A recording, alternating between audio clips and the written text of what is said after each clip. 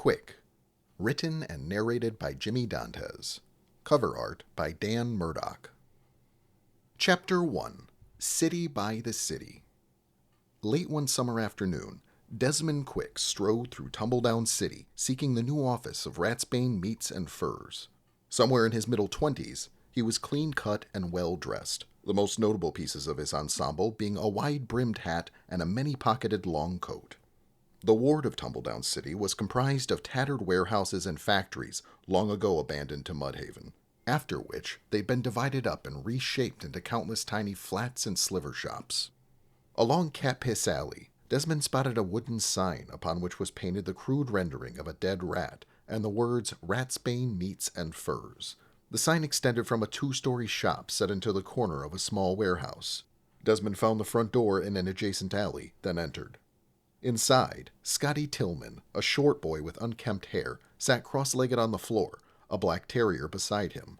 Their focus was directed toward the center of the room, where a brown rat pushed a little red ball with its nose. The boy looked up. "Oh, hey, Mr. Quick," he said. "Hey, Scotty," Desmond said. "Not sure if you've noticed, but there's a rat in the middle of your office." "Yeah, don't worry. That's just Calvin." "Ah, I see." The front room of Ratsbane Meats and Furs was spacious enough, with 2 desks, a small one by the door and a slightly less small one against the wall, and a big window facing Cat Piss Alley that let in plenty of afternoon light. "You ever had any pets, Mr. Quick?" Scotty said. "Nope," Desmond said. "Teaching them to do tricks is the best part, I always think." "I'll take your word for it, kid." At that moment, Arabella Ratsbane appeared through a pair of bat-winged doors that led to the back half of the office. In her early teens, she had bright red hair and wore a wide-brimmed hat and an oversized long coat. "Why didn't you tell me Mr. Quick arrived?" Arabella said. "He just got here," Scotty said, not taking his eyes off the rat. "We're watching Calvin do his tricks." "Scotty?" The boy looked up and only then realized he was in trouble. "Oh," he said, scrambling to his feet and taking a seat at the smaller desk. Miss Ratsbane, Mr. Quick's here to see ya." "Thank you," Arabella said, then brought her focus to Desmond. "Sorry for the wait. Follow me." They entered into a small room filled with several sewing stations, where a dozen kids busily stitched pelts into blankets and clothing as they chattered away with one another. Some glanced up at Desmond, and their eyes glazed over with awe. Through an open door ahead was Arabella's office, the size of a large closet, her tiny desk occupying most of the space. "Have a seat," she said, settling into her chair on the other side of the desk. Desmond closed the door behind and sat opposite Arabella. "I like the new digs," he said. "Thanks. The move from Shambletown was a pain, but it's behind us now, and things are starting to settle down." "The sign out front's a nice touch." "Scotty made it. Been getting pretty good at stuff like that, building sets for his dog and rat show." "I saw a little preview of it out there," Desmond said. "Though something did occur to me. As a rat-catching service, you think having one scurry around your front office during normal business hours is a good look?" Arabella thought on that. "I guess probably not, no. Scotty just likes to do his routines with Calvin and Blackjack before work." "He can't do that out in the alley?" I'll talk to him about it." "Great," Desmond said. "So what'd you call me down here for? Just a tour of the new office?" "No," Arabella said. I wanted to... Well, I'd hoped to..." She paused and took a breath. "Oh, heck, Des. I want to renegotiate our contract." "Meaning what?"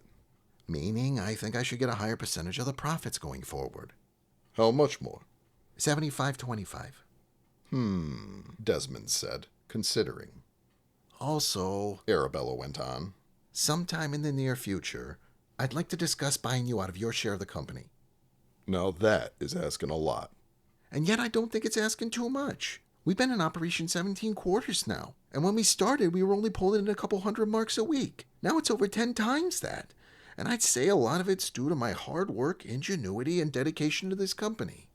"And all that's great, but what's your point?" "My point is, when's the last time you had to worry about how anything was being run here?" "That business with Sam a few weeks back," Desmond said. "Hey, I apologized for that." "He says you're still frosty with him." Arabella sighed. "Sam's part of the reason I'm having this conversation with you. When we first teamed up on this, you came by here every other day, checking in, seeing what was needed, giving advice. Real helpful stuff. But for the last year or so, it's always Sam. And he's fine for running errands and picking up collections, but it's not the same thing as a business partner. And I understand you're moving on to bigger and better things, and as that happens, I expect to take on more responsibilities. What I'm really getting at is that I'm doing a lot more work for this company now than when we started, and, to put it frank, you're doing a lot less. Desmond leaned back in his chair, mulling over what was said. None of it surprised him, but he'd hoped it would take Arabella longer before summoning the courage to ask. He also knew he was going to have to give up something to appease her. But not everything. "How about this?" Desmond said. "I'll agree to a 5% increase for the next quarter. If you keep trending at this level of growth, we'll increase by another 5% and leave it at that for the foreseeable future." "And the buyout?" Arabella said. "It's not going to happen," Desmond said, flat. Arabella bristled at that, then looked away. "I got a lot of irons in the fire right now, and this company—" I know, this company's one of them. I've heard it all before," Arabella said. "Hey, this is how negotiations work, Bella," Desmond said. "We meet somewhere in the middle, and neither party walks away with everything they wanted. I also don't think 10% is anything to sneeze at." As the words sunk in, Arabella's expression softened. "Okay, you're right," she said. "I thank you. It is generous. I just wish I had—" Arabella didn't finish her sentence, though she didn't need to. Desmond knew well the feeling she was trying to convey. "So we have a deal?" he said. Arabella nodded. Both stood, extended their hands, and shook. Desmond emerged from ratsbane meats and furs, and the air was filled with the familiar smell of a very cheap tobacco. He turned to see Sam Carter nearby, puffing away on his clay pipe and watching the steady flow of foot traffic along Capias Alley. Sam was a couple years older and a head shorter than Desmond. He had a large nose and soft eyes, and his manner of dress was simple but clean. "Why are you standing out here?" Desmond said, approaching. "Thought it best to wait till you was finished," Sam said. "Should I go in and make my collection now?" "I took care of it." "Okay." Sam took a long, slow puff from his pipe. "You talked to her about the other thing?" Desmond withdrew a pack of Gold Standard cigarettes from his inner coat pocket and knocked one loose. "Yes, Sam," he said, striking a match and lighting the cigarette. "I asked Arabella, who I'll remind you is a 13-year-old girl, to be nicer when she speaks to you." "Age don't mean nothing when it comes to mean words," Sam said. "In any event, she should be more amenable now." "Well, that puts me at ease. I thank you for it." Desmond waved it off, then took another drag from his cigarette. "What's it take from Shambletown?" "Heavier than usual. Think a boat must have sunk," Sam said, removing his pack. He reached inside and pulled out a fat coin purse. Desmond said, pleased as he weighed the purse in his palm before depositing it into one of the many hidden pockets within his long coat. At that moment, a scraggly aging man was passing by.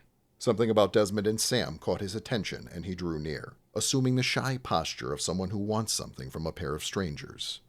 "Bum a smoke, gents?" the man said. Desmond flicked the ash from the end of his cigarette. "My last one," he said. "Maybe I could take a puff?" "Not a chance." The man rolled his eyes and turned to Sam. "How about you, good sir?"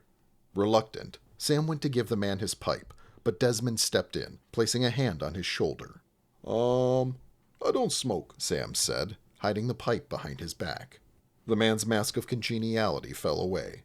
"Mingy bastards," he said, then moved on. Sam looked after him for another moment before he resumed smoking. "There's a girl down there who wants to meet with you," he said. "In Shambletown?" Desmond said. "Yep, a Frogger. Name's Trudy something or whatnot. Hoping for a job, I think." "I don't work with Froggers." "That's what I told her, but she was sure you'd still want to meet. Asked around about her, too. Real good swimmer. Supposedly can hold her breath for 10 whole minutes. "Sam, only the dead can hold their breath for 10 minutes, Desmond said. "Well, all the same," Sam said, disappointed. "Thought it was worth looking into." Desmond shook his head. "Tell her sorry, but no." "Right, will do. One last thing. Charlie sent word she wants to see you. Charlie Stringfellow, I mean." "What about?" "A business opportunity," Sam said. "You can meet her across the street from Prescott Station at 9 in the morning. Any day except Hightower Day. Just gotta tell her when." "Okay," Desmond said, withdrawing his pocketbook and consulting his schedule. Get word back I'll be down there 9th day. Right, I'll let her know. Desmond extinguished the half-consumed cigarette between his gloved thumb and forefinger, then returned the unspent portion to its package. He and Sam bid farewell and went their separate ways. Desmond usually ended his days at the home of Lord Theodore Pemberton. His place was along Cheap Street, near the heart of Huckster Heights, where vendors sold street meats and shoddy trinkets to anyone passing by. A few shanty bars here and there for those with enough coin to pay per drink, but most social gatherings took place outdoors, with a few bottles of nameless alcohol being passed around a circle of friends, telling stories and being funny and having a grand old time. Singers and musicians meandered through the streets, performing as they went, hoping to be summoned by anyone willing to pay for a full show. A whopping 10 stories up, Pemberton's penthouse occupied the entire top floor of the tallest, most soundly constructed building in Huckster Heights. Desmond climbed the stairwell, and upon reaching the top, he came to a wide pair of doors and knocked. Within moments, the doors opened to reveal Lee Piper, a tall, clean-shaven young man, with slicked-back hair, hunched shoulders, and downcast eyes. "Evening, Mr. Quick," he said. "Hey, Piper," Desmond said, pushing past. The foyer was a long, narrow room filled with lamps, clocks, chairs, and artwork. A spiral staircase led up to the roof, which was fitted with a docking ramp for airships, though Desmond had never seen visitors arrive in this fashion. They passed through an archway and entered the parlor, to which most of the space in Pemberton's flat was devoted. A big open room with wood floors. Its walls were adorned with framed paintings of nude women, foreign landscapes, regal dogs, and majestic horses. Ornate rugs, accent tables, bookshelves, stone sculptures, and odd little knickknacks. The heads and hides of exotic beasts that Pemberton hunted long ago. A bar occupied one end of the room, above which hung a portrait of Pemberton as a younger man, garbed in a flashy military uniform, and it was flanked by 2 other portraits depicting his mother and grandfather. Wide banks of floor-to-ceiling windows to the north and east offered an impressive view of Mudhaven and the Marshall River beyond. Before the eastern bank of windows was a round card table topped with green felt. All 6 leather seats surrounding it were occupied, and in the captain's chair was the man himself, Lord Theodore Pemberton. He had bright red cheeks, curly hair that was graying at the temples, and a pointed beard and mustache.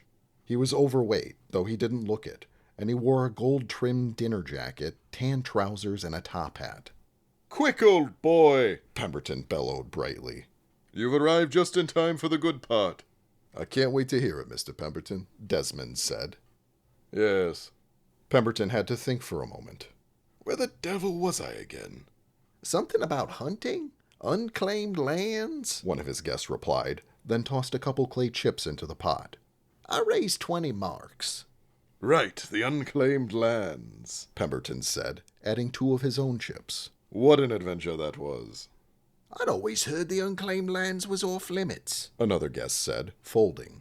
"Oh, no, dear sir. A child born of Imperia is free to travel anywhere his heart desires. But the unclaimed lands are wild and treacherous, so one enters at his own peril, to be sure." Pemberton snapped his fingers. "Oh, now I remember. My company and I found ourselves deep in some godforsaken ravine, jungle as thick as could be all around us. It was a hot, humid day, and we'd been tracking this gold-haired saber cat. Big, mean son of a bitch, about the size of a grizzly bear. Well, one of my guides gave away our position, and he gained the upper hand on us, took down 2 of ours, and would have mauled a 3rd to death, but not for my quick and steady aim.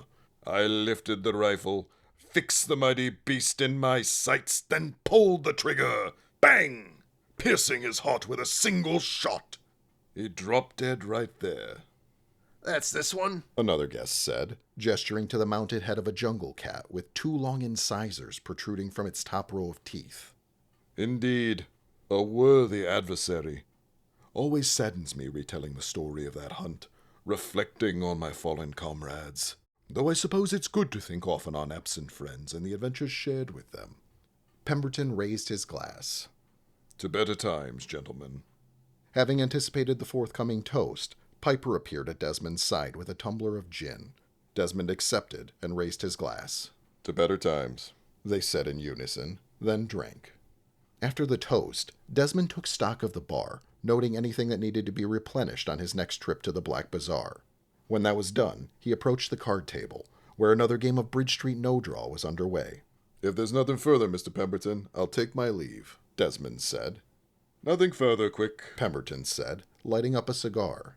Desmond bid farewell, and as he departed, he could hear Pemberton settling into another adventurous tale from the good old days.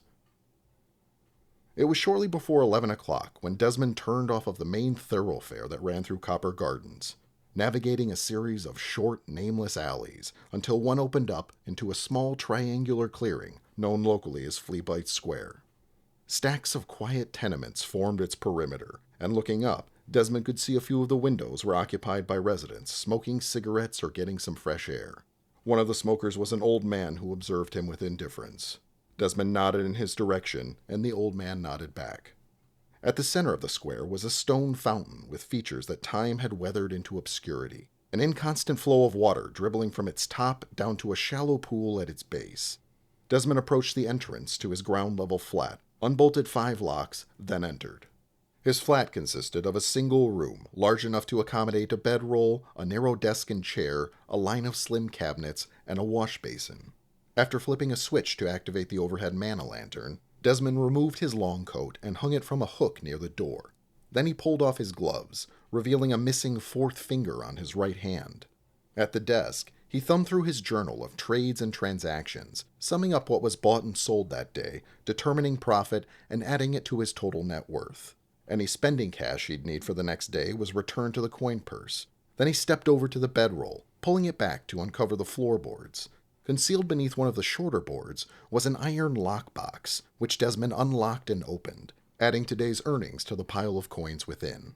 Then he removed a piece of paper tucked into the underside of the lid, unfolding it to reveal the image of a beachside cottage, blue waters, clear skies, and palm trees all around. The word Teague was printed in big, exotic letters at the top. As he did every night, Desmond studied every detail of this poster until he'd had his fill.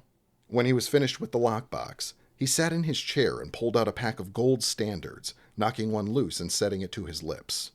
His leg bobbed up and down unconsciously as he considered striking a match. But then he didn't. He was dog-tired, but his mind was restless. Desmond returned the cigarette to its pack and stood to his feet. After donning his gloves and long coat, he left the flat. Outside, he climbed a series of rickety ladder-like stairs up to the roof, where he spotted his landlord, Wendell Sherman, standing on the opposite side. A heavy-set man in his middle years, he had a big nose and scraggly hair that sprouted from his head in a horseshoe pattern, a lit cigarette in one hand, and in the other, a pair of spectacles that he held up close to his face. Desmond approached, footfalls squishing softly on the tarred rooftop. "Evening, Wendell," he said. The landlord started, dropping the spectacles. He looked over at Desmond before kneeling down to retrieve them. Don't sneak up on me like that, Wendell said. "What were you doing with those?" trying to take in the view. Wendell inspected the spectacles, concluding they were undamaged. "I mean, why were you holding them like that instead of wearing them?" Desmond said. They's my sister's sewing glasses. Wendell said. Thought they might help see better, except my head's too big, and she'd have my hide if I stretched 'em out. Desmond lit a cigarette and smoked, as he and Wendell admired the view in silence. That tall building over there, Wendell said, pointing toward Huckster Heights in the distance. That's where the Empyrean lives? Yep, that's his penthouse, Desmond said. And you get to go there every night and play cards and drink with him? Not every night, but often. Part of the job. Wow. Sure wish I had a job like that, Wendell said. Desmond said. So they help? What? The specs. Oh, no, Wendell said, holding them up to his face one more time, then stowing them in his pocket. Might be the wrong prescription, I think. Just makes everything look all wonky. Wendell took a final drag off of the stub he was smoking, then dropped it to the roof and crushed it underfoot. From inside his jacket, he withdrew a pint of something clear. He took a swig, coughed, then offered the bottle to Desmond, who accepted with a nod of thanks. Desmond threw back a swallow, and it was vile and bitter and burned a wretched trail down his throat. "God damn, that's awful, Wendell," he said, returning the bottle. Does the trick, though. Wendell said, taking another pull. Moonshine. Cousin makes it. Didn't ask him to, but gave me a couple cases to sell on consignment. You know, to friends and neighbors. And tenants? Well, no, that ain't what I meant. Wendell said. Thing is, I ain't got the stomach for sales. Always feeling being a bother and whatnot. Ain't got the silver tongue neither. I know this probably ain't nothing you want to drink yourself, but maybe you know someone who does. I might, Desmond said. You can keep the money, except the 5 marks per case I gotta give my cousin. I really just want to get him out of my flat. My sister's giving me all kinds of hell, stubbing her toes and whatnot. Sure, I could take them off your hands. Great. Boy, that's a relief. Wendell said, then took another pull and offered the bottle to Desmond again. To a bargain well struck? Why not? Desmond said, accepting. He took another drink and went to hand the bottle back to Wendell. Keep it. Wendell said. Sample for customers. Thanks, Desmond said, pocketing the bottle. The mild drunk setting in was hitting him in all the right spots. He closed his eyes and breathed deeply the cool night air, and with it he inhaled the aroma of copper gardens. It was a scent he'd grown blind to by this point, but something about his temperament just then made it more potent than ever, and he found a great measure of delight in it. Desmond continued to gaze upon Mudhaven until his cigarette was finished. Then he bid good evening to his landlord and returned home, where he unclothed and went to bed. As he drifted off to sleep, he found himself eager to awake the next day and return to work.